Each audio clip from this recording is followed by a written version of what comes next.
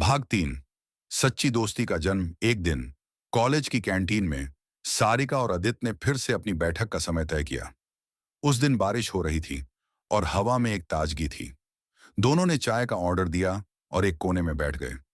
छत से बारिश की हल्की बूंदें नीचे गिर रही थीं और खिड़की से आती ठंडी हवा एक अद्भुत सुकून दे रही थी।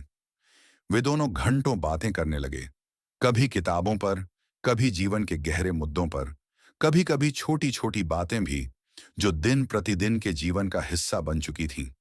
एक ही बातचीत में वे अपने विचार, अपनी भावनाएं और अपनी राय शेयर करते गए।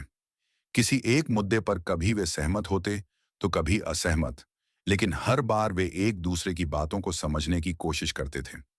यह सब कुछ इतना सहज और स्वाभाविक था कि उन्हें एहसास भी नहीं हुआ कि यह कोई साधारण बातचीत नहीं, बल्कि एक गहरी दोस्ती का जन्म था।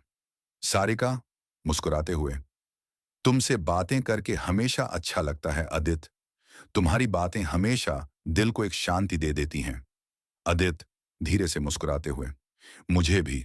शायद इसलिए हमारी मुलाकातों में कुछ खास है। तुमसे हर बार मिलने के बाद लगता है जैसे समय थम सा गया हो। सारिका की आंखों में हल्की सी चमक आ गई।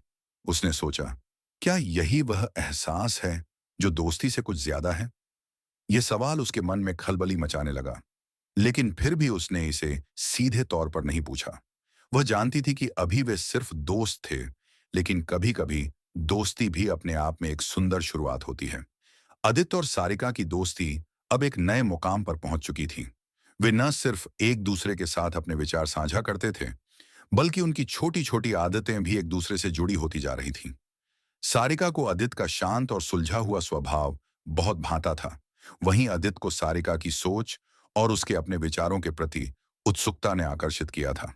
दोनों में एक अनकहा संबंध था, जो उनके शब्दों से कहीं ज्यादा गहरा था। कभी कभी वे बिना कुछ कहे सिर्फ एक दूसरे की मौजूदगी में समय बिताते थे।